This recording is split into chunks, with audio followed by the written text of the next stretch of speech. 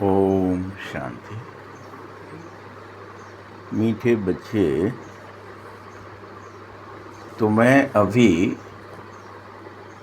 भविष्य 21 जन्म के लिए यह पढ़ाई यहाँ पढ़नी होगी।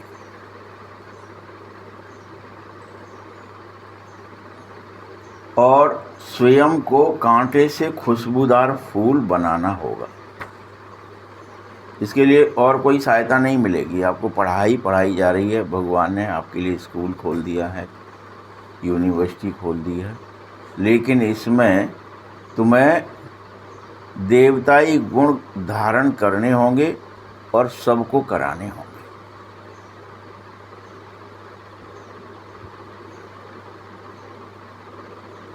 प्रश्न है,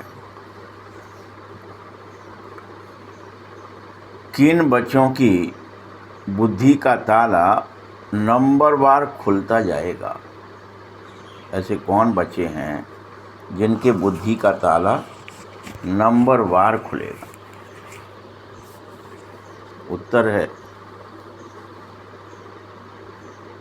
जो श्रीमत पर चलने लगेंगे, जितना जितना चलेंगे, पतित से पावन बनेंगे, बाबा की याद में रहेंगे, पढ़ाई पढ़ाने वाले के साथ योग रखेंगे। इतनी सारी शर्तें। जिनका पढ़ाने वाले परमपिता परमात्मा के साथ योग है, उनकी बुद्धि का ताला खुलने लगेगा। उनको समझ में आ जाएगा ये संसार एक स्वप्न मात्र है, कुछ हकीकत ही नहीं। ये नहीं है कि है, नहीं है। जो शिव कह रहे हैं ना, क्योंकि शिव ने ही कहा है। बाबा कहता है, बच्चे तुम रात दिन अभ्यास करो कि हम सब आत्मा भाई भाई हैं। ये अभ्यास करो।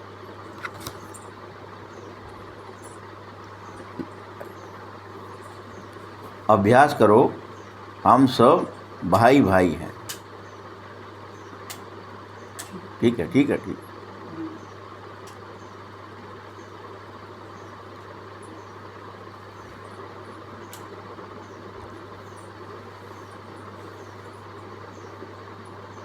और हम शिव बाबा से सुनते, ये भी अभ्यास करो।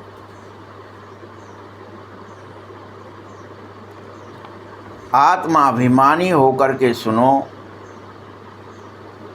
और आत्माभिमानी होकर अनेकों को सुनाओ, तो ताला खुलता ही जाएगा।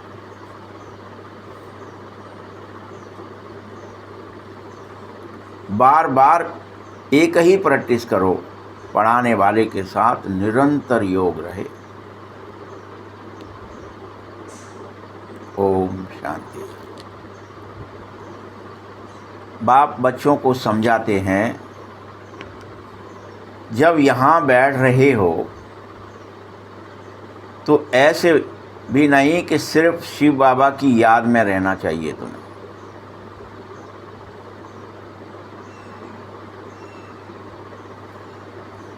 अगर तुम सिर्फ शिव बाबा की याद में रहोगे तो सिर्फ शांति मिल पाएगी।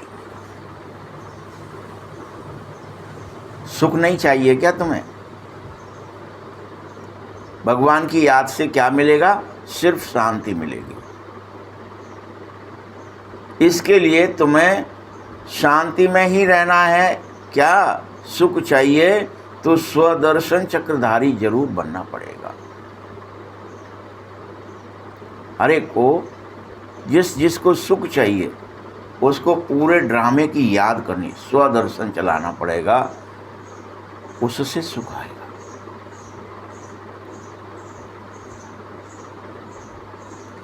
स्वदर्शन चक्रधारी बनकर स्वयं की राजाई को भी याद करना पड़ेगा कि मैंने कैसे राज्य किया, कैसे सुख दिया, कैसे संसार को सुखमय बनाया। राम राज्य बैठे त्रिलोका। क्या लिखा है रामचरितमानस में कि जिस दिन से राम जी और सीता जी सिंहासन पर बैठ जाते हैं उस दिन से क्या हो जाता है, क्या हो जाता है? राम राज्य बैठे त्रिलोका, तीनों लोक के राजा बनते, हर्षित भयो गए सब शोका। सभी जीव जगत प्रसन्न हो जाता है और सबके दुख मिट जाते हैं। ये गारंटी है कि दुख मिट जाते हैं। हर्षित भयो गए सब शोका। अब ये गारंटी कौन देगा? यहां बाबा कह रहा है कि तुम कितना भी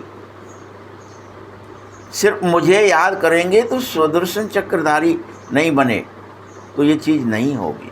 शांति तो आ जाएगी, लेकिन सुख लाना है जीवन में तो उसके लिए स्वयं सुदर्शन चक्रधारी बनो। अपना शासन कैसे तुम करते हो ये जरूर याद करो।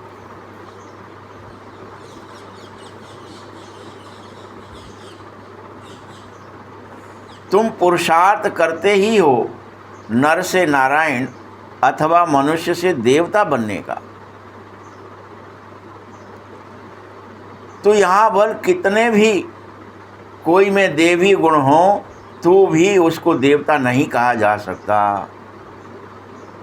देवता होते ही तुम तब हो जब तुम स्वर्ग में पहुंच जाते हो, स्वर्ग हो जाते हो।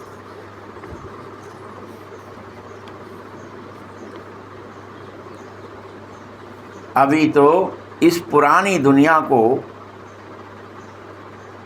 कि कोई भी मनुष्य को स्वर्ग का पता ही तक नहीं है कि स्वर्ग होता भी है कि नहीं होता है। मानेंगे तो तब, पता ही नहीं। तुम बच्चे जानो कि नई दुनिया को स्वर्ग, पुरानी दुनिया को नरक कहा जाता है। यह भी तुम भारतवासी ही जान सकते हो, सिर्फ कोई और नहीं जान सकता।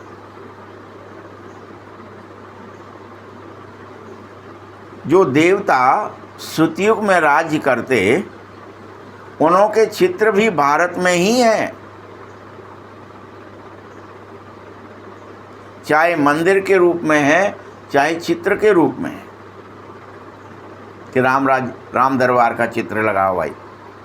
राम दरबार होता है बाकायदा, सो राम सीता बैठे हैं, एक साइड भरत हैं, एक साइड लक्ष्मण हैं, शत्रुघ्न हैं, हनुमान जी नीचे बैठे हैं। ये सब कुल मिला के चारों भाई दिखने चाहिए, हनुमान जी दिखने चाहिए, तो उसको क्या कहते हैं फिर? ये राम दरबार है।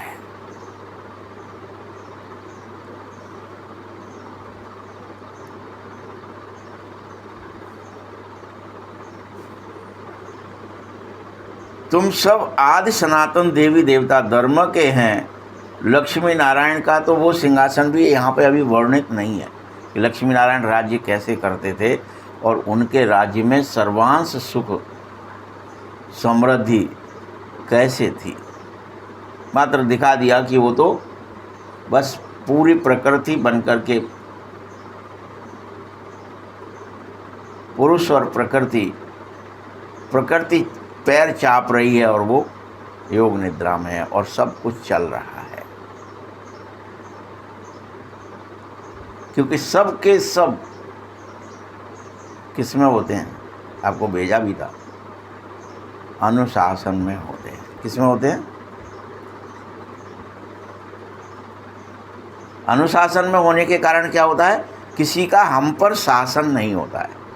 लक्ष्मी नारायण का शासन नहीं होता है, क्योंकि तुम सब अनुशासन में होते हो। सबको पता है कि मैंने कुछ भी मिस्टेक नहीं होनी चाहिए।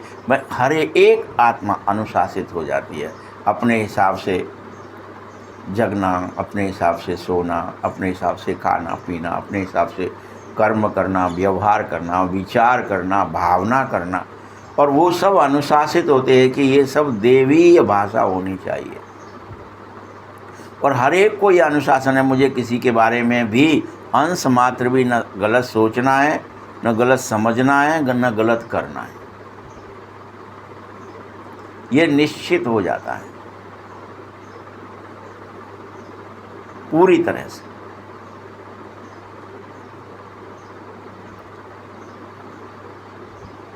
फिर बल करके उन्हों के चित्र बाहर ले जाते हो पूजा के लिए, लेकिन बाहर कहीं भी जाते हो तो जाकर फिर वहाँ मंदिर बना देते हो। हर एक धर्म वाले कहीं भी जाते हैं तो वो अपने चित्र को ही पूजा करने लगते हैं। जिन जिन गांवों पर विजय पाते हैं वहाँ चर्च आदि जाकर जैसे बनाते वो लोग। हर एक धर्म के चित्र अपने अपने हैं, पूजा के लिए हैं। आगे तुम भी यह नहीं जानते कि हम देवी और देवताएं हैं, पहले नहीं जानते थे। अब बाबा जितना जितना तुम्हें समझाता जा रहा है कि तुम ही देव हो, तुम ही देवी हो, तो तुम्हें ये लगने लगा अच्छा देवताई गुण मुझे धारण करने हैं।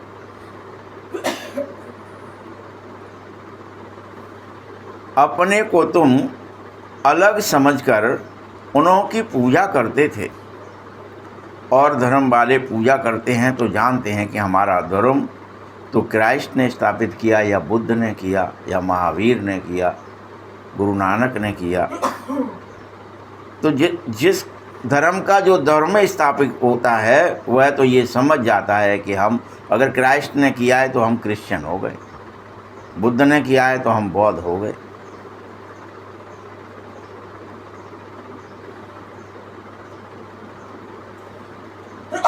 तुम हिंदू समझते और अपने धर्म को न जानने के कारण ही तो अपने को हिंदू कहते घूम रहे हो।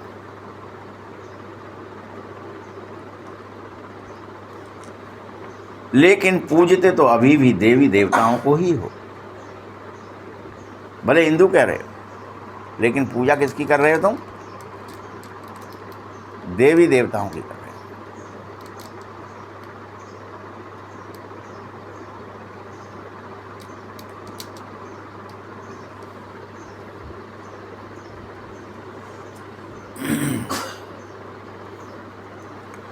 मीठे बच्चों,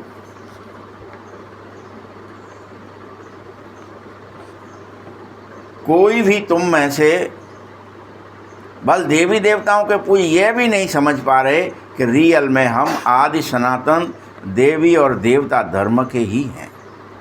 कौन कौन समझते हैं अपन में से, बताओ जरा।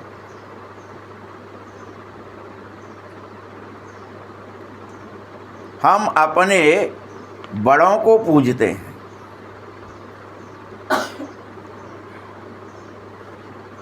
लेकिन क्रिश्चियन तो एक क्राइस्ट को ही पूजते हैं। भारतवासियों को ये पता नहीं है कि हमारा रियल धर्म आदि सनातन देवी देवता है, ये पता नहीं है। और यह कब और किसके द्वारा स्थापित है? शिव बाबा कहता यह भारत का आदि सनातन देवी देवता धर्म प्रायः लोप हो जाता है, तब मुझे आना पड़ता है, तब मैं आता हूँ। ये भगवान कह रहे हैं। और फिर से इस धर्म की पुनर्स्थापना करता हूँ। यह ज्ञान अभी तुम बच्चों की बुद्धि में होना ही चाहिए। पहले कुछ भी तुम नहीं जानते थे। आज बाबा ने क्या नई बात बताई कि अगर सिर्फ तुम शिव बाबा को याद करते रहे तो मात्र शांति तुम्हें प्राप्त होगी, सुख नहीं मिलेगा। सुख के लिए तुम्हें अपने स्वराज्य को बार बार कि हम देव हैं, देवियां हैं, हमारा स्वराज्य है और हमारे स्वदर्शन को घुमाना है, अपने स्वराज्य को स्थापित करना होगा, स्वदर्शन चक्र चलाना होगा, तब तुम्हें सुख प्राप्त होगा।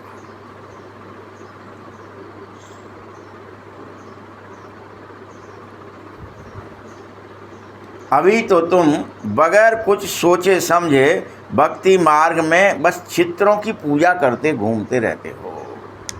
न सोच है ऐसा क्यों करना है, होता है हमारे घर इसलिए हम कर रहे हैं। कोई भी त्यौहार आएगा, कुछ भी आएगा, पूजा कर लो, इस फलाने की आज होगी, आज फलाने तिथि है, आज फलाना तारीख है, तिथि से आपके यहाँ पूजा होती है। आज अमावस्या है तो ये होगा, पूर्णिमा है तो ये होगा, सोमवार है तो ये होगा, मंगल है तो ये होगा। हर दिन हर समय आपको पूजा करनी है।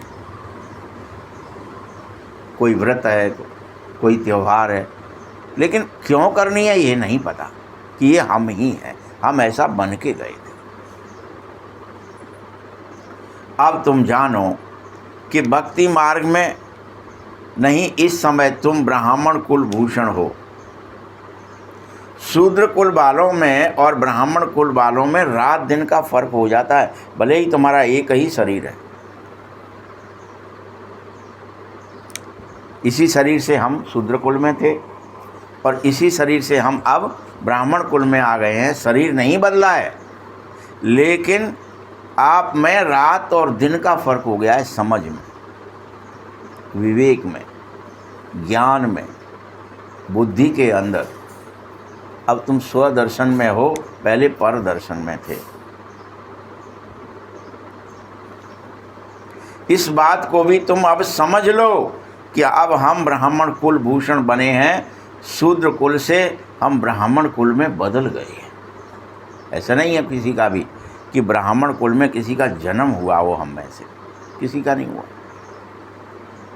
हम सब शूद्र कुल से ब्राह्मण कुल में एडॉप्ट किए गए हैं, गोद लिए गए हैं ब्रह्मा मुख वंशावली द्वारा। और ना हम इस समय सतयुग में पहुंच गए हैं। सतयुग में हो क्या, ब्राह्मण बने हो तो, और ब्राह्मण बन गए हो, इससे क्या क्या मिट गया है? तुम्हारे अंदर की कामनाएं, इच्छाएं सब मिट जानी चाहिए, तभी तो ब्राह्मण हो। इच्छा मात्रम अविद्या हो जाए, इसको ही ब्राह्मण कहते हैं। ब्राह्मण माना ही क्या? पवित्र आत्मा।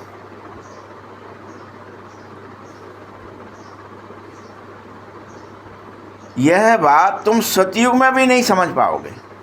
ये एक और ध्यान रखो, संगम पर ही समझ सकते हो कि हम शूद्र से ब्राह्मण बन गए हो। अब हमारा चाल चलन, भाव, विचार, कर्म, बोल, दृष्टि, वृत्ति, स्मृति सब बदल गई है।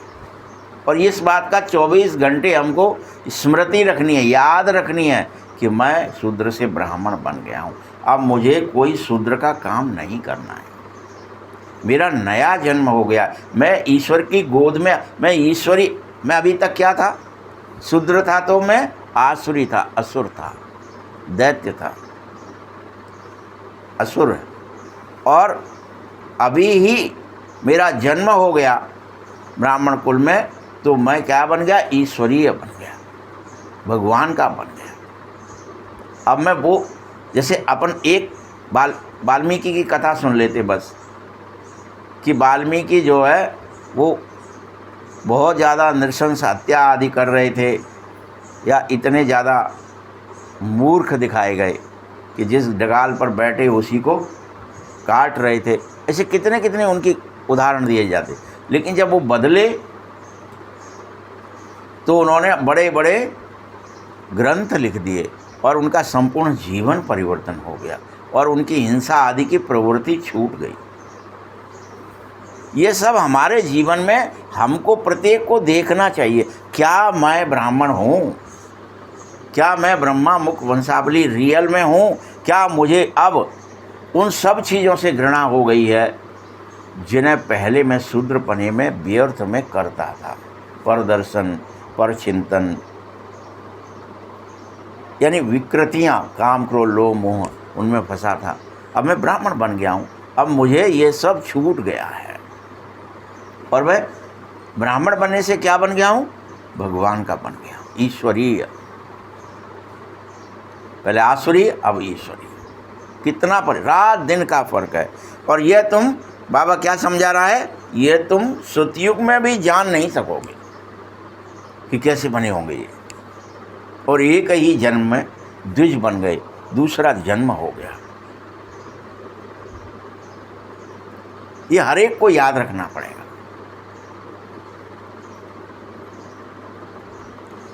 तुम ये न सोच लेना कि सतयुग में कुछ भी समझ जाओगे। सतयुग में कुछ समझ में नहीं आएगा। जो समझना है अभी समझ लो, जब ईश्वरीय हो फिर देवीय बन जाओगे, ईश्वरीय नहीं रहोगे, देवताओं के बन जाओगे सतयुग में। एक ही जन्म में समझना है। इस समय ही तुमको पूरी समझ मिली है। बाबा तुम आत्माओं को समझ दे रहे हैं कि हर हालत में पुरानी दुनिया नई दुनिया का तुम ब्राह्मणों को सब कुछ पता होना चाहिए। ये पुरानी है, ये नई है। ये पुराने स्वभाव संस्कार थे, ये नए हो गए। रोज अपने स्वभावों को रोज चेक करो।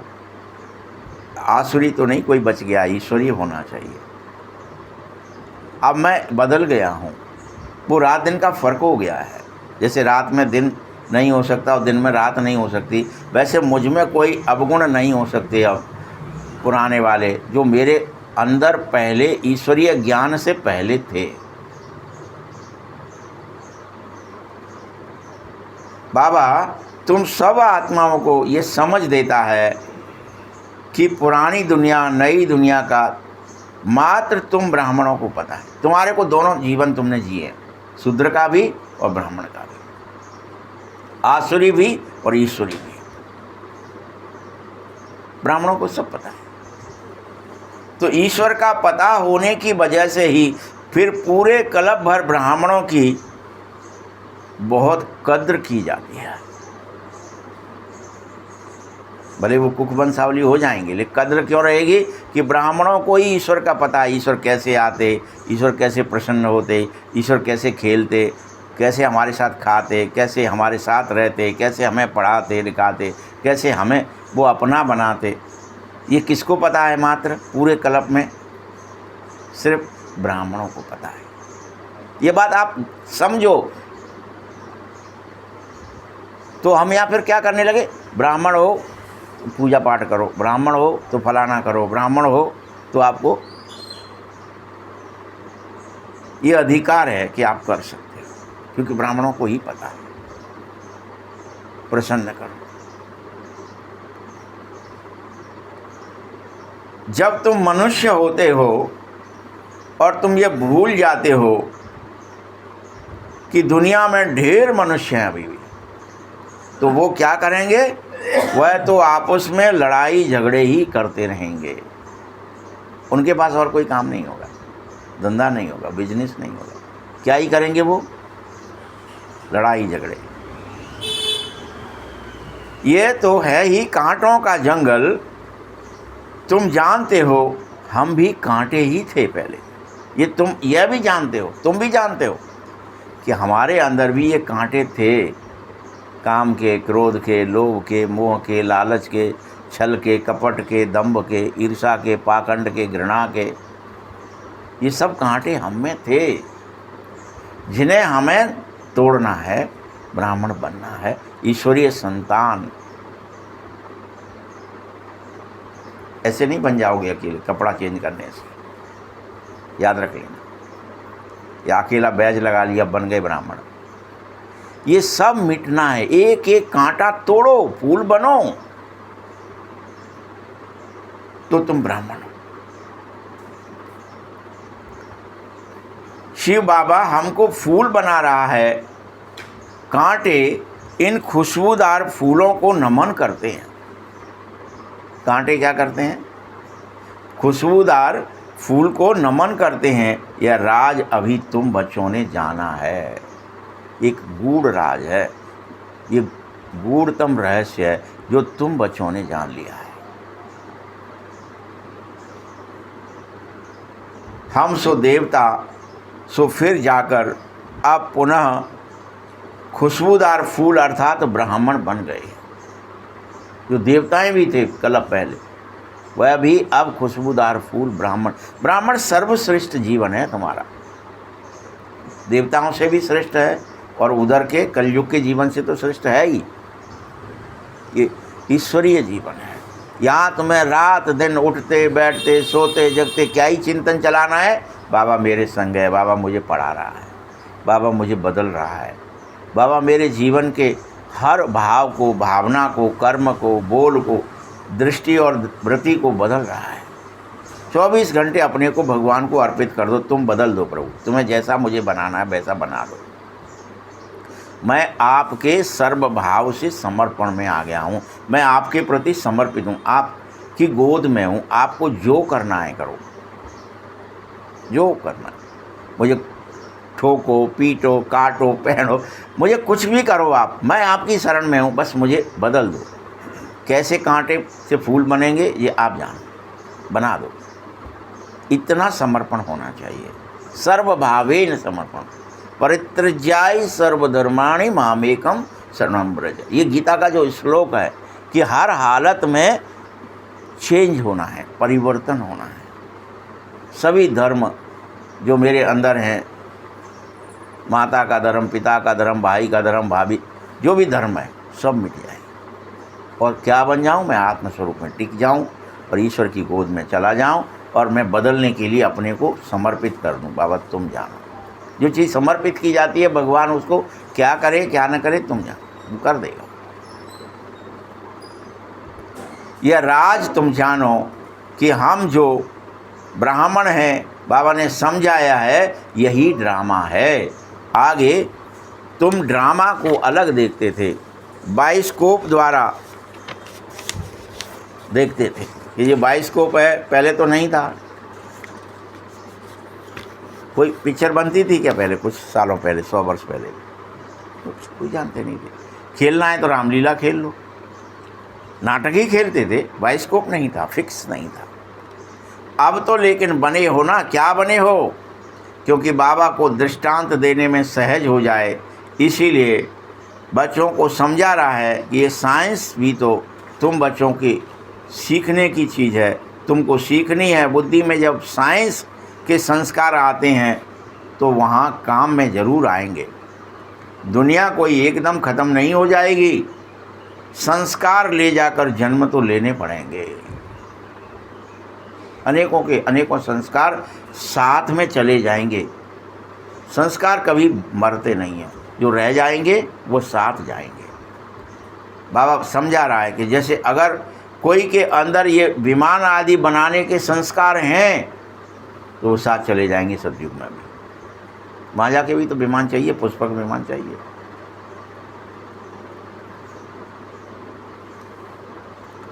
जो जो काम की चीज़ें होंगी वहाँ के लायक होंगी वह जरूर बनेंगी फिर से, और वो तुम्हारे अंदर संस्कार के रूप में स्थित भी हो जाएंगी। कोई स्टीमर बनाने वाले भी होंगे, परंतु स्टीमर वहाँ कोई काम में नहीं आएगा, वो संस्कार तुम्हारे नहीं जाने। बल कोई ज्ञान लेवे या ना लेवे, परंतु उसके संस्कार काम में नहीं आ सकेंगे, ये याद रख लेना। वहाँ किसी भी हालत में स्टीमर की ज़रूरत नहीं है, दरकार नहीं है। पुष्पक विमान होंगे लेकिन स्टीमर नहीं होंगे। वह ड्रामे में है ही नहीं। हाँ, विमान की, बिजली आदि की दूसरे रूप में दरकार पड़ेगी। बिजली भी ऐसे नहीं होगी जैसे लाइन डालनी पड़े, या मेहनत बटन के रूप में फोटोन एनर्जी आ जाएगी अभी। और वो संस्कार आप रहते रहते ये संसार को बदलने में वो संस्कार लेकर तुम जन्म लोगे वहाँ, कि वो एनर्जी हमको चाहिए। अनेक नई इन्वेंशन निकलेंगी हर चीज़ की, पवित्र एनर्जी होगी, एक्सीडेंट प्रूफ हो जाएंगे, एक्सीडेंट की ज़रूरत नहीं रहेगी। वहाँ से बच्चे सीख कर आएंगे संगम से। यह सब बातें अब तुम बच्चों के बुद्धि में होनी ही चाहिए कि अच्छा अभी हम सीख किस लिए रहे हैं, कि हम अपने स्वभाव और संस्कार ऐसे बना कर ले चलें, इसके लिए सीख रहे हैं। और वो संस्कार आत्मा के अंदर, जैसे अभी जो आप संस्कार लाए थे शूद्रपने के, वो संस्कार थे, उनको तप से मैटो, उनको योग अग्नि में भस्म करो, क्रोध के, काम के, लोभ के, ये सब, और ज्ञान के संस्कार और इन्वेंशन के संस्कार धारण करो, तब शरीर छोड़ो। इसके लिए है ये ड्रामा, ये पढ़ाई। तुम यह भी जानो कि हम पढ़ाई पढ़ते ही किस लिए हैं? नई दुनिया में जाने के लिए। भगवान तुम्हें इसलिए पढ़ा रहा है। बाबा तुम सभी को भविष्य 21 जन्म के लिए पढ़ाता है कि वो संस्कार इतने ज़्यादा श्रेष्ठ और जटिल और पवित्र हों कि वो पूरे 21 जन्म तक तुम्हारे अंदर छाप छोड़ दें, बने रहें, मिटे नहीं।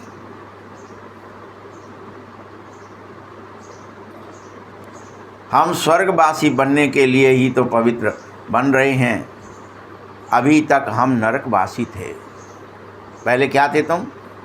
यहाँ आने से पहले, बाबा का बनने से पहले नरकवासी थे। मनुष्य तो कहते हैं कि कोई शरीर छोड़ता तो कह देते फलाना स्वर्गवासी हुआ, परंतु वास्तव में तो नरक में ही है। ये समझना ही नहीं चाहता कोई मनुष्य। खुश हैं बस, स्वर्गवास हो गया। समझना ही नहीं चाहते कि नरकवास से स्वर्गवास कैसे होता है। पहले ईश्वर की गोद में जाना पड़ता है, नरक से ईश्वर का बनना पड़ता है, तब देवता बनोगे। बीच में ईश्वर खड़े हैं, भगवान खड़े हैं, परमात्मा की गोद में चलो।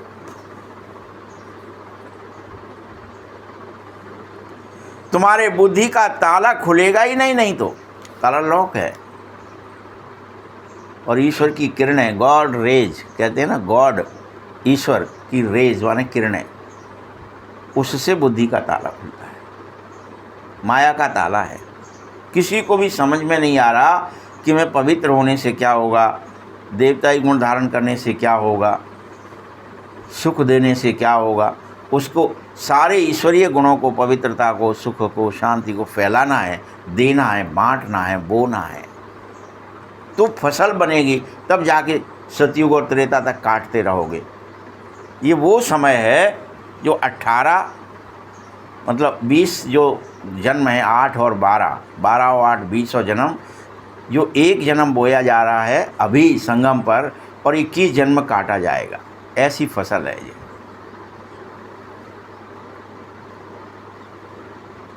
काटते रहो बस, बोना नहीं है। बोना अभी है, इस जन्म। तो धीरे धीरे तुम बच्चों के ताले खुलते जाएंगे नंबर वार। तुम जैसे जैसे ईश्वर की गोद में आते जाओगे, पूरी तरह से समर्पित हो जाओगे। बाबा खोल दो मेरा ताला, मैं आपके प्रति संपूर्ण सर्वभावेन समर्पित हूँ। मन से, तन से, बुद्धि से, संस्कार से, हर तरह से समर्पित हो गया हूँ आपके प्रति। मैं आपका हूँ। एक एक विचार, एक एक भाव आपके प्रति ही रहेगा। भगवान के प्रति होना चाहिए सब भाव। यहाँ संसारी लोग कहते हैं ना, हम गुरुजी के तुम्हारे शरण में आ गए हैं, आप ही जानो, आप जो कहोगे सो करेंगे। लेकिन परमात्मा के प्रति लाना है। वही गुरु है, वही सद्गुरु है, वही सत्य गुरु है, वही सनातन सत्य है। ताला उन्हीं का खुलेगा। फिर से बाबा वही बात समझा रहा, ताला उन्हीं का खुलेगा जो श्रीमत पर चलने लगेंगे, पतित पावन बाप को याद करने लगेंगे। उनका खुलेगा, सबका नहीं खुलेगा। अब चेक कर लो कौन कौन खुलवाना चाहता है। फिर से सुन लो, किनका खुलेगा? जो श्रीमत पर चलने लगेंगे और पतित पावन बाप को याद करने लगेंगे, उनका खुलेगा।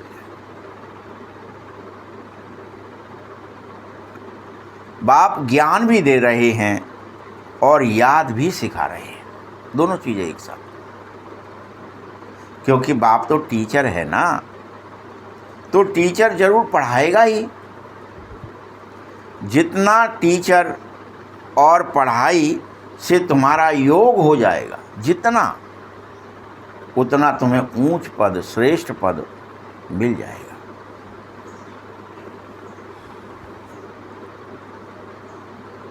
याद रखना, उस पढ़ाई में योग रहता ही है।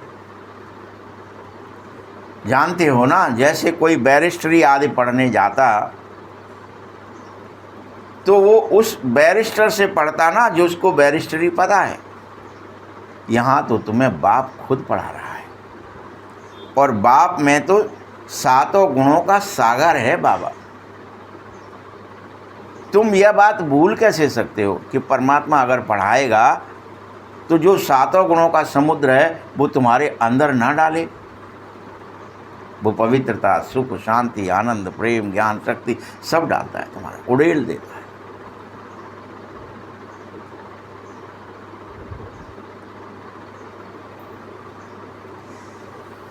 और तुम भूल इसलिए जाते हो कि तुम्हारे लिए ये नई बात है। अच्छा, कैसे डालते होंगे बाबा, हमारे अंदर कैसे बोते होंगे सब चीज़ें, इसलिए हम उससे दूर हैं अभी। आप अच्छा आप बताइए, आप सब भी जानते हो प्रकृति को, तो सब प्रकृति को तो सब जानते हैं ना, देखा है ना। आग के पास अगर बैठ जाएं तो आग से कुछ कहने की ज़रूरत है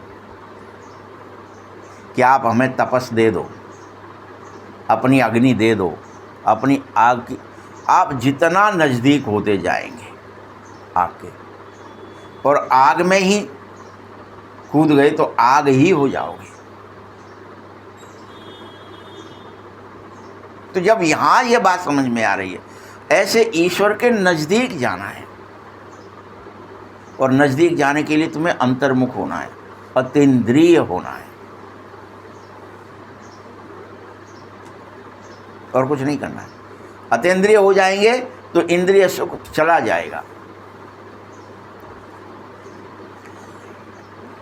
बार बार ये भूल क्यों जाते हो, क्यों ये नई बात तुम्हें लग रही है कि तुम्हें हर हालत में बस अतीन्द्रिय होना है, देह दुनिया को भूल जाना है। देह दुनिया को भूल गए तो ईश्वर के नज़दीक चले गए, और ईश्वर के अति नज़दीक जाने से ईश्वर के वो सातों गुण ऑटोमेटिक आपको पवित्रता, सुख, शांति, आनंद, प्रेम, ज्ञान, शक्ति सब आप में भरने लगेगा।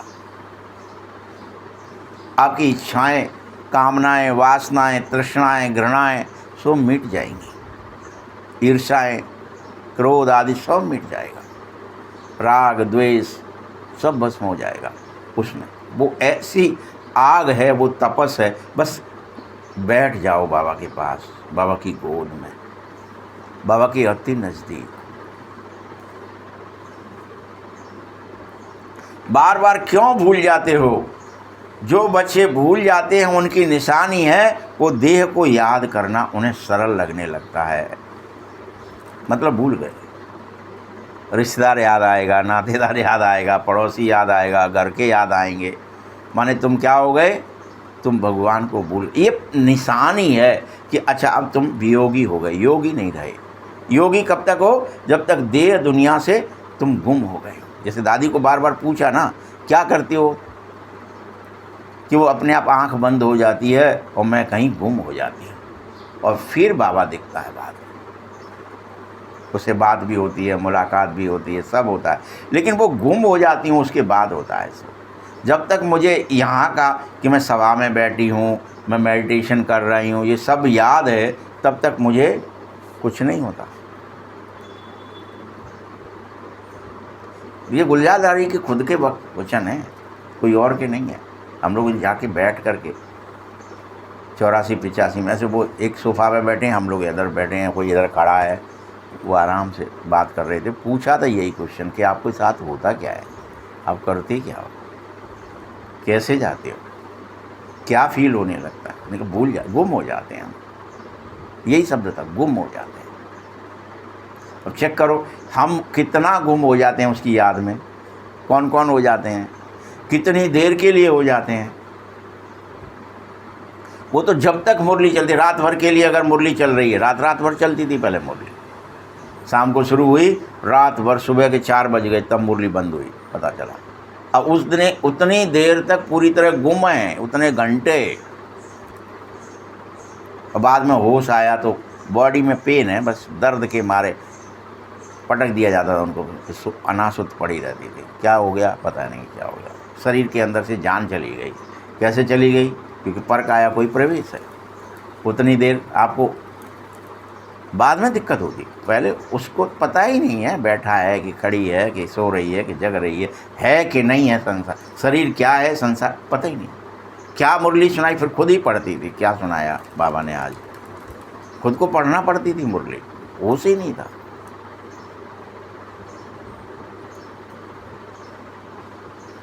तो अगर तुम्हें भी देह घड़ी घड़ी याद आती है, इसका अर्थ है तुम अपने आत्म स्वरूप को भूल जाते हो। चेक कर लो कि हम ईश्वर के बनेंगे कैसे। ईश्वर के बनने का मतलब ईश्वर की गोद में, ईश्वर के शरण में, ईश्वर के नजदीक।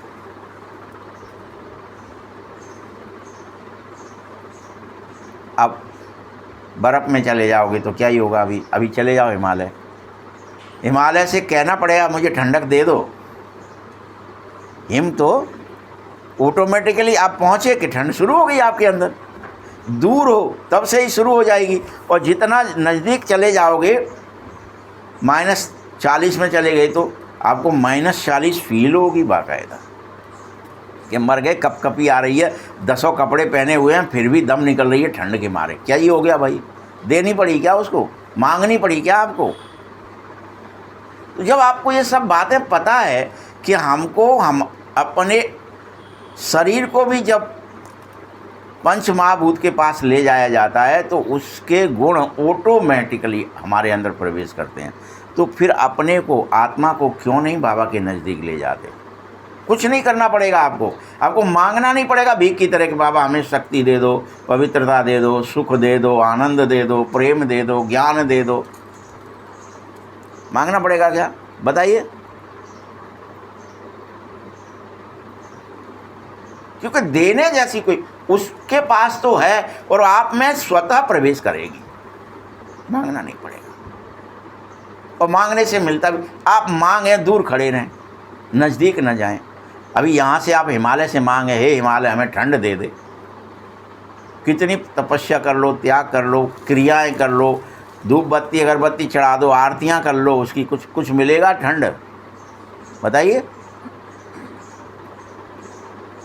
वही हम करते हैं अभी कि हम परमात्मा को दूर से ही, यहीं से ही उसके नज़दीक जाने का एकमात्र तरीका है गुम करना, यानी सब इंद्रियों को शांत करके अतीन्द्रिय होना, देह दुनिया को भूल जाना। जो जितनी देर भूलेगा सो उतनी देर उसके आनंद में, उसके प्रेम में, उसके ज्ञान में, उसकी पवित्रता में, उसके वाइब्रेशन में चला जाएगा और वो सब लेकर के वापस लौटेगा कि मैं वहाँ गया था। भले ही आप मानो या न मानो, हिमालय पे कोई लौट के आएगा, भैया वहाँ तो बड़ी ठंड थी, आप यहाँ कहोगे अरे काहे को गप्पा दे रहे हो, यहाँ मरे जा रहे हैं गर्मी के मारे। वो कह रहे हो ठंड थी। काहे की ठंड? हाँ थी उसके लिए, वो गया था ठंड में, वो कप रहा था वहाँ, उसको निमोनिया भी हो सकता है, लेकिन है ऐसा। यह स्वीकार लो आप सब। बाबा बार बार समझाते कि तुम अभी बार बार भूल जाते हो मुझे, हम आत्माएं भाई भाई यह तक भूल जाते हो। यही नहीं कि अपने को देह समझ लेते हो, इतने सबको ही देह समझ लेते हो। हम आत्माएं हैं और सब भाई भाई हैं, ये भूल जाते हो। अनेकों क्या समझिए हमारा दुश्मन है, ये दोस्त है, ये कुटुंब का है, ये जात का है, धर्म का है, पंथ का। वो देह के धर्म याद आ रहे हैं।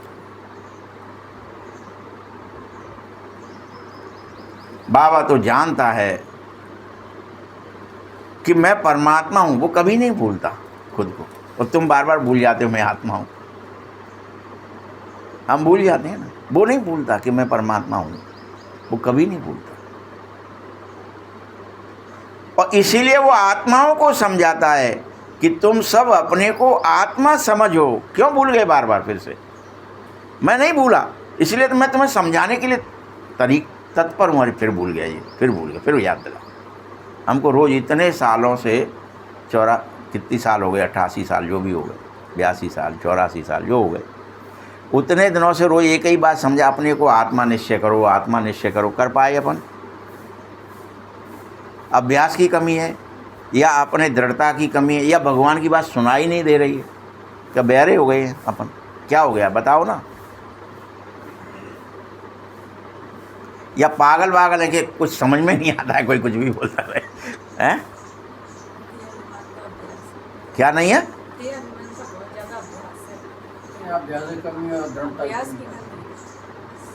तो कुछ तो कारण होगा, बताओ ना। बाबा पूछ रहा है कि तुम बार बार अपने को आत्मा क्यों नहीं समझते, और आत्माओं को बैठ दूसरों को क्यों नहीं सिखलाते? जब तुम समझ जाओ तो तुम दूसरों को भी तो कहोगे भैया आत्मा समझो। तो क्या समझ रहे हो तुम? ये देख क्यों समझ बैठे हो? अपने आप लग जाओगे सिखलाने कि अरे ये तो इसलिए दुखी हैं, अशांत हैं, परेशान हैं, खिन्न हैं, अपवित्र हैं कि ये आत्मा नहीं समझ पा रहे। उनको समझाने लग जाओगे, अरे भैया समझो। प्लेग आदि बीमारियां पड़ी तो एक एक जो डॉक्टरी जानते थे उन्होंने उस तरह की कि इसको चाहे भले ये इकट्ठा करो, फलानी चीज़, गधे का मुँह लाओ, जो जो बीमारियों के उनके पास इलाज थे उन्होंने अनेकों को पिलाया, उन्हें बचाया, कोशिश करी कि सब बच जाएं, कोई ना मरे। आपको क्यों नहीं बचाना है? आपको क्यों नहीं सेवा करनी है? कोई तकलीफ़ है तो बता दो बाबा को, वो सुनने को तैयार है।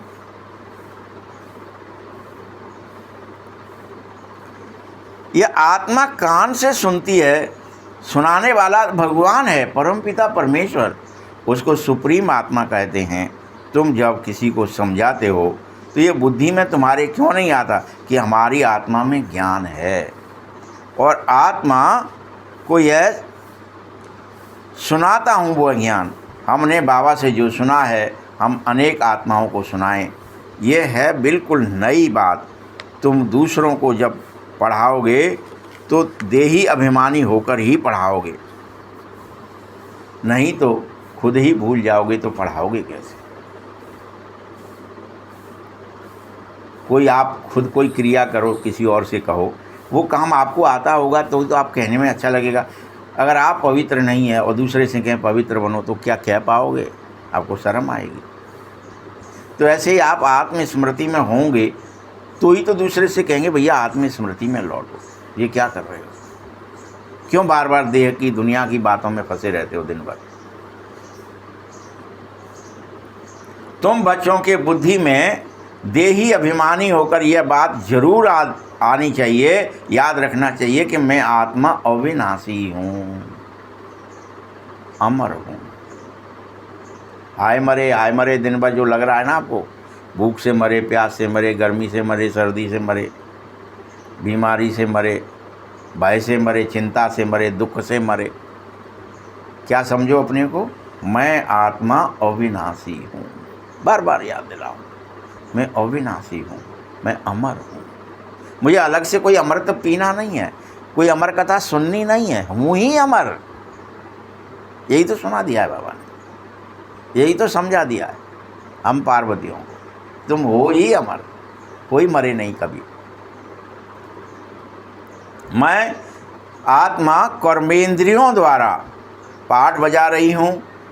तुम आत्मा शूद्र कुल के थे, अब तुम ईश्वरीय कुल अर्थात ब्राह्मण कुल के बन गए। ये तुम्हें बार बार होश दिलाना है अपने को। अब मैं शूद्र कुल नहीं हूँ, अब मैं देह दुनिया की बातें करने वाला नहीं हूँ, मैं ब्राह्मण कुल हो गया हूँ इसी शरीर से।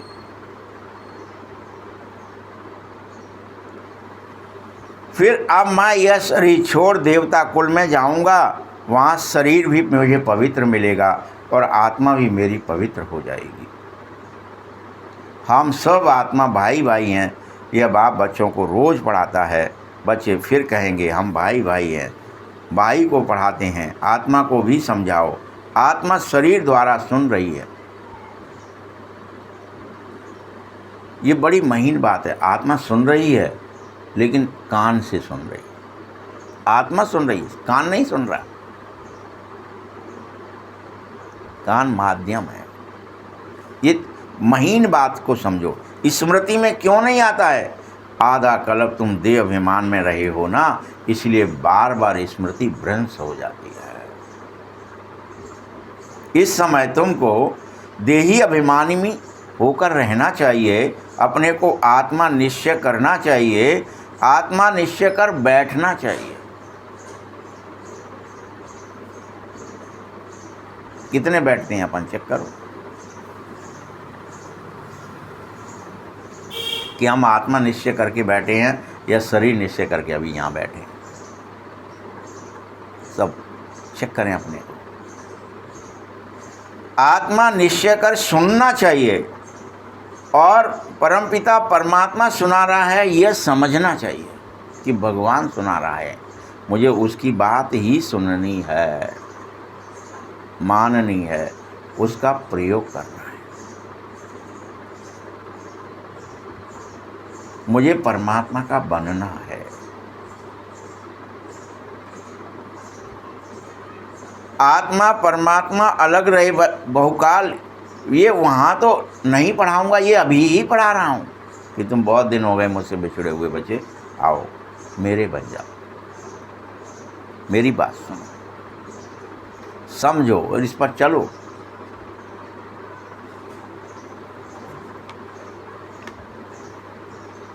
और सभी आत्माओं को अपना अपना शरीर है, यहाँ आकर मैं तुम्हें बगैर शरीर पर काया प्रवेश कर पढ़ाता हूँ।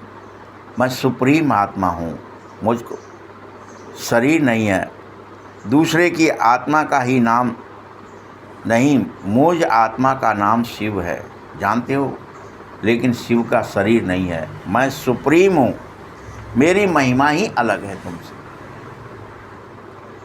जैसे हर एक की तुम्हारी अपनी अपनी महिमा है, वैसे मेरी महिमा बिल्कुल ही अलग है। गायन भी है, परमात्मा ब्रह्मा द्वारा स्थापना कर रहा है, ज्ञान का सागर है, सारे मनुष्य सृष्टि का बीज है, सत्य है, चेतन है और आनंद सुख शांति का सागर है। यह बाबा की महिमा है। बच्चे को बाप की प्रॉपर्टी मालूम होनी चाहिए, ये मेरी प्रॉपर्टी है, तुम्हें मालूम होनी चाहिए मैं कैसा हूँ। भगवान को जो है जैसा वैसा समझो। हमारे बाप के पास ये कारखाना है, ये मिल है, ये तुम्हें यहाँ पे संसार में तो नशा रहता है, मेरे पिताजी की फैक्ट्री है कि मेरी दुकान है कि मेरा मकान है, ये सब याद है। लेकिन उस पिता परमेश्वर के पास में मनुष्य सृष्टि का वो बीज है, सत्य है, चेतन है, आनंद सुख शांति का सागर है। तुम भूल जाते हो, बार बार मांगते हो, अरे सुख मिल जाए, शांति मिल जाए, इसके लिए काम करते हो दिन भर। जो सागर है उसके पास जाओगे ऑटोमेटिक सुखी हो जाओगे, उसके नज़दीक पहुँचो, हो गए सुख। सुख आपको मांगना नहीं पड़ेगा क्योंकि वो तो सागर है।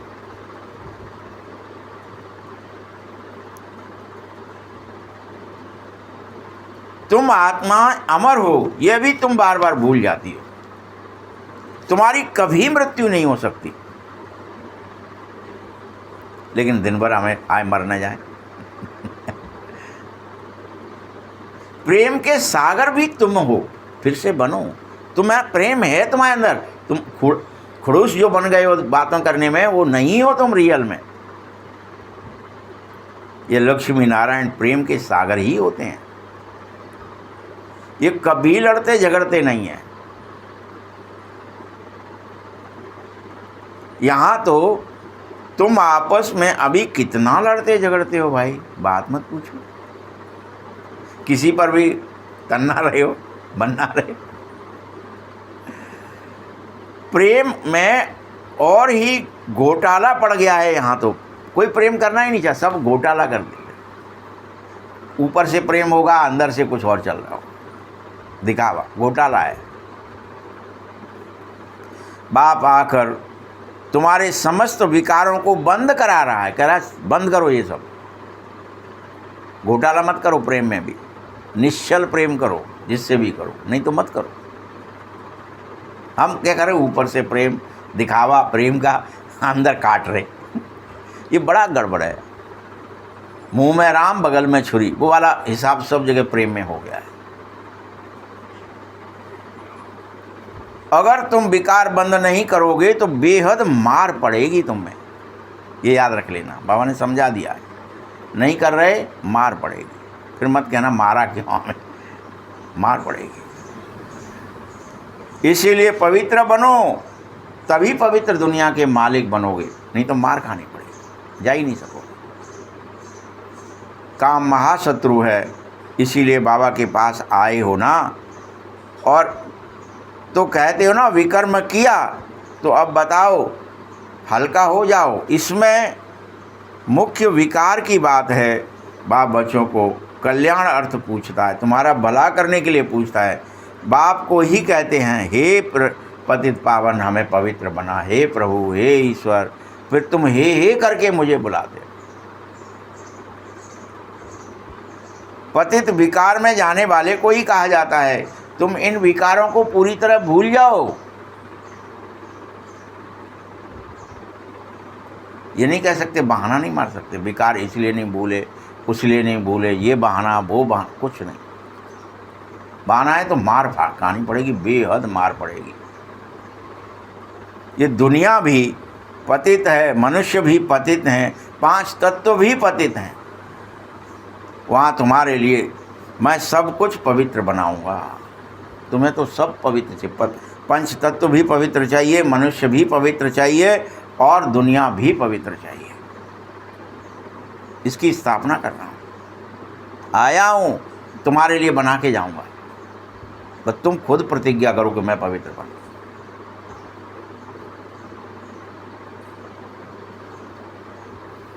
आसुरी पृथ्वी पर देवताओं की परछाया भी नहीं पड़ सकती है। लक्ष्मी का आवाहन करते हो, परंतु यह थोड़े ही आ जाएगी। यहाँ 5 तत्व भी बदलने पड़ेंगे मुझे। सतयुग में नई दुनिया होती है, ये पुरानी दुनिया है, वहाँ 5 तत्व भी परिवर्तित हो जाते हैं। ये नदियाँ जिनमें मलमूत्र भी बह रहा है ऐसी नहीं होती हैं। कैसी होती हैं? अत्यंत स्वच्छ, पॉल्यूशन रहित। हवा भी पॉल्यूशन रहित होती है, पृथ्वी भी पॉल्यूशन रहित होती है, आकाश भी पॉल्यूशन रहित होता है, और अग्नि भी, कोई अग्नि पॉल्यूटेड अग्नि नहीं होती। इतने सब खल्लास होने पर भी सब पवित्र होगा। खल्लास होंगे लेकिन पवित्र हो जाएगा। मनुष्य समझते हैं अभी तो 40,000 वर्ष पड़े हैं। अरे बच्चे, कल्प की आयु ही 5,000 वर्ष है, तो बल अकेले कलयुग के अंदर अभी 40,000 वर्ष कैसे हो सकते भला? जब 5,000 वर्ष में पूरा चक्र घूम जाता है तो 40,000 वर्ष मतलब क्या? अज्ञान का अंधकार है, ज्ञान है ही नहीं। ये भक्ति ही ब्राह्मणों की रात होती है, ज्ञान ब्रह्मा और ब्राह्मणों का दिन होता है। तो तुम सब प्रैक्टिकल में आ जाओ। सीढ़ी पर क्लियर दिखाया गया है, नई दुनिया पुरानी दुनिया को आधा आधा कहेंगे। ऐसे नहीं कि नई दुनिया ज़्यादा टाइम चलेगी, पुरानी दुनिया थोड़ा टाइम देगी, नहीं, वो तो करना ही आधा आधा पड़ेगा। 2,500 वर्ष नई दुनिया और 2,500 वर्ष पुरानी दुनिया, फिक्स आधा। तो आधा आधा ही करना है। क्वार्टर भी कर सकेंगे, आधे में भी तुम पूरा क्वार्टर ना हो सके। स्वास्तिक में 4 हिस्से दिखाए हैं। समझते हैं कि हम गणेश बनकर निकलें। अब तुम बच्चे ये समझो कि पुरानी दुनिया का विनाश अवश्य है। हम नई दुनिया के लिए ही पढ़ रहे हैं, ये कभी भूलो मत इस बात को। नर से नारायण बन रहे हैं नई दुनिया के लिए। श्री कृष्ण भी नई दुनिया का ही कहलाएगा। श्री कृष्ण का तो गायन है ना, उसको महात्मा कहा जाएगा। तो छोटे बच्चे प्यारे होते हैं ना, बड़ों को इतना प्यार नहीं करते हो जितना छोटों को करते हो, क्योंकि वह स्वतो प्रधान होते हैं। विकार की कोई उनमें छल कपट आदि की बदबू नहीं होती है। बड़े होने से विकार की बदबू आने लगती है उनके अंदर भी। तुम बच्चों की अभी क्रिमिनल दृष्टि हो गई है, इससे बचो। हम जब भी देखते हैं किसी को भी साक्षी होके, आत्मा होके नहीं देख पाते, ये मेरा है, ये नहीं है, ये खास है, ये ककायता है, ये जात का है, ये फलाने धर्म का है, ये फलाना बड़ा है, ये स्त्री है, ये पुरुष है। इसी दृष्टि, क्रिमिनल दृष्टि से देखते हैं, विकार देखते हैं उसके अंदर। ये तो ऐसे हैं हमारे जाने, ये लोभी हैं, ये मोही हैं, ये कामी हैं, ये क्रोधी हैं। हमको सबके अवगुण दिखते हैं, गुण नहीं दिखते किसी के भी अंदर। तो इन आँखों को धोखा दे रहे हो, इसलिए दृष्टांत दिया जाता है कि उनसे अपनी आँखें उन्होंने निकाल ली। ऐसी कोई बात निकालने की नहीं होती है, कोई आँखें नहीं निकालूंगा मैं किसी की, ये तुम्हें समझाता हूँ, मैं ज्ञान नेत्र दे दूंगा। वहाँ दिखा दिया, वो अंधा ही था धृतराष्ट्र, वो उसने पट्टियाँ बांध ली थी, उसने उनकी पत्नी ने। ये सब बातें ऐसी नहीं होती हैं, आपकी दृष्टि वृत्ति आप आंखें बांधे रहो, लेकिन अंदर विचारों में, भावनाओं में आपके कर्म बदले नहीं, तो ऐसी दृष्टि ना होने और होने में क्या ही फर्क पड़ेगा।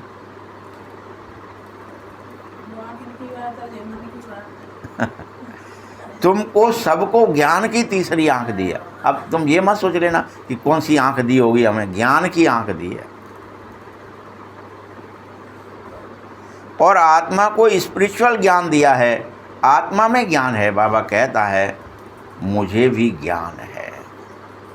आत्मा को निर्लेप नहीं कह सकते, ज्ञान आत्मा में होता है, निर्लेप नहीं है आत्मा। और ज्ञान भी आत्मा में हो गया, क्रोध काम लोभ मोह भी आत्मा में हो गया।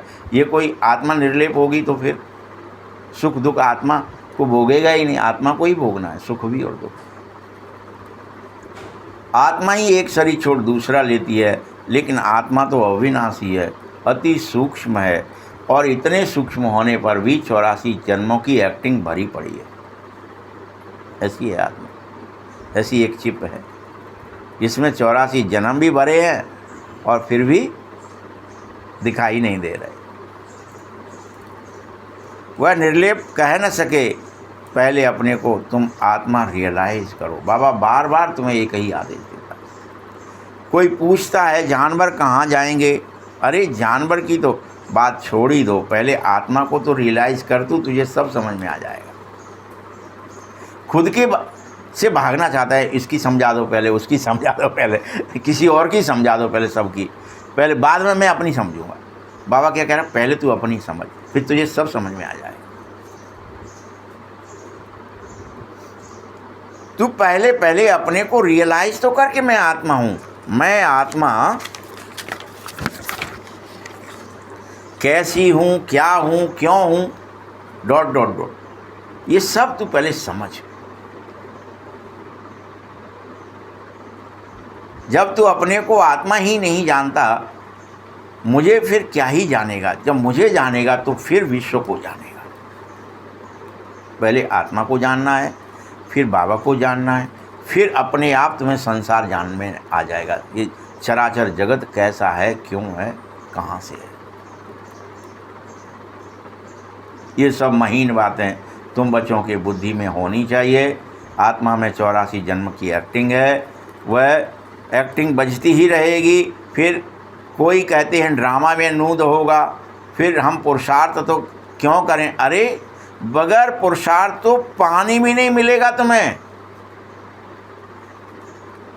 पी सकते हो का, नदी बह रही हो, आप पुरुषार्थ ही, आप चलना ही नहीं चाहते वहाँ तक अपने हाथों में भरना ही नहीं चाहते, पिएंगे कैसे, मुंह तक ले जाना नहीं चाहते, तो बगैर पुरुषार्थ के कुछ नहीं होगा। भले ही ड्रामे में नूद है, लेकिन फिर भी पुरुषार्थ तो तुम्हें ही करना पड़ेगा। तुम कहेंगे होगा तो मिल जाएगा, होंगे तो आत्मा होंगे तो अपने आप ही कहाँ जाएंगे, नहीं, पुरुषार्थ करो। ऐसे नहीं ड्रामानुसार आप ये सब कुछ मिलेगा, नहीं, कर्म जरूर करने पड़ेंगे। अच्छा या बुरा कर्म होता ही है, यह बुद्धि में समझो। यह रावण राज्य है, इसमें तुम्हारे कर्म विकर्म बन रहे हैं, उन्हें रोको।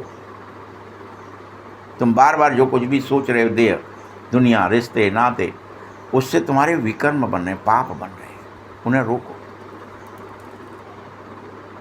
भूलो देह को, बुद्धि से समझो। कि अब मैं विकर्म नहीं करूँगा। बाबा आकर के तुमको कर्म, अकर्म और विकर्म की गति ही तो समझा रहा है कि इससे तुम पतित बन जाते हो। क्यों बन जाते हो, कैसे बन जाते हो, कैसे पवित्र बनना है, अपने आप कैसे बन जाते हो, ये गति समझा रहा है। वहाँ तुम्हारे सतयुग में कर्म अकर्म हो सकते हैं, विकर्म नहीं हो सकते। लेकिन जैसे ही रावण राज्य शुरू होता है तो सारे कर्म विकर्म होने लग जाते हैं। द्वापर युग से अब मैं मेरा जैसे ही शुरू हुआ वैसे ही कुछ भी कर रहे हो वो सब पाप में गिना जाता है।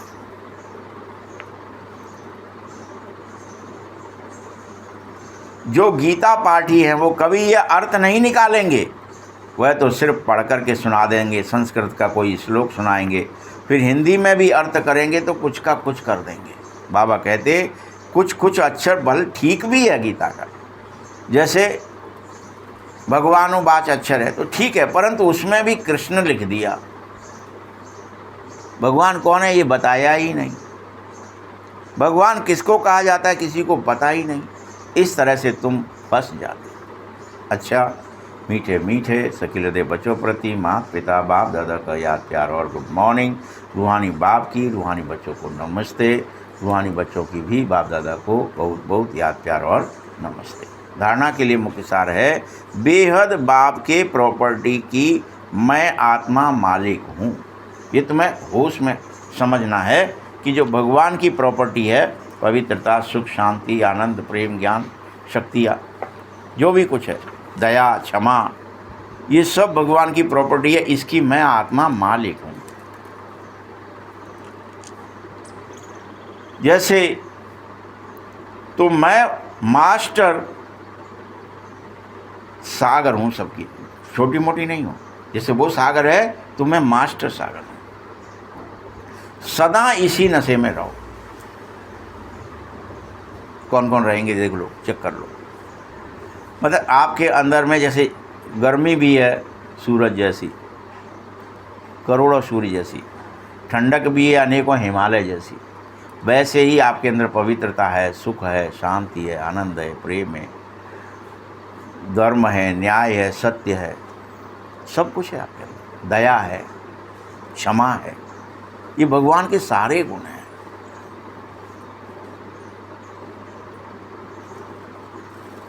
इस नशे में रहना है। दूसरा पॉइंट है, ड्रामा कहकर पुरुषार्थ को नहीं छोड़ना है। अरे होगा तो कर लेंगे, कल पहले बने होंगे तो बन जाएंगे। ड्रामा कहकर पुरुषार्थ नहीं छोड़ना है। कर्म जरूर करने हैं और कर्म अकर्म और विकर्म की गति को समझ करके सदा श्रेष्ठ कर्म में लग जाना है। समझ लो, समझ के करो भले, लेकिन श्रेष्ठ करो, अच्छा काम करो, बुरा नहीं। वरदान है, समय के महत्व को जानो, स्वयं को संपन्न बनाने वाले विश्व के आधार मूर्त भव। किसको? समय के महत्व को जानना है, स्वयं को संपन्न बनाने वाले विश्व के आधार मूर्त भव। सारे कल्प की कमाई का, श्रेष्ठ कर्म रूपी बीज बोने का, 5000 वर्ष पहले के संस्कारों का रिकॉर्ड भरने का, विश्व कल्याण और विश्व परिवर्तन का इस समय जो काम चल रहा है इसमें सहायता करने का। यदि समय से ज्ञान वाले भी वर्तमान समय को गंवा देते हैं या आने वाले समय पर छोड़ देते हैं तो समय के आधार पर स्वयं का पुरुषार्थ होगा, पहले नहीं हो पाएगा। समय आएगा तो पुरुषार्थ होगा, समय कराएगा तो पुरुषार्थ करेंगे। इसलिए समय पर मत छोड़िए, समय से पहले पूरा कर लीजिए। विश्व के आधार मूर्त आत्माएं किसी भी प्रकार के आधार पर नहीं चलेंगे। तुम्हें आधार नहीं लेना है संसार का, समय का, तुम्हें तो अपने आधार पर चलना है। वे एक अविनाशी सहारे के आधार पर कलयुगी पतित दुनिया से किनारा करो, स्वयं को संपन्न बनाने का रात दिन पुरुषार्थ करो। कलयुगी दुनिया में अब मुझे फंसना, मैं शूद्र पने में नहीं वापस जा सकता, मैं ब्राह्मण बन चुका हूँ ईश्वर, अब मुझे कलयुग की तरफ मुंह भी नहीं करना है, कलयुग की तरफ पैर भी नहीं करना है, कलयुग को कोई देखना नहीं है। ऐसा क्या कर लो, पतित दुनिया से किनारा कर स्वयं को संपन्न बनाने का पुरुषार्थ करो। स्लोगन है, स्वयं को संपन्न बना लो तो विशाल कार्य में स्वतः सहयोगी बन जाएंगे। ओम शांति।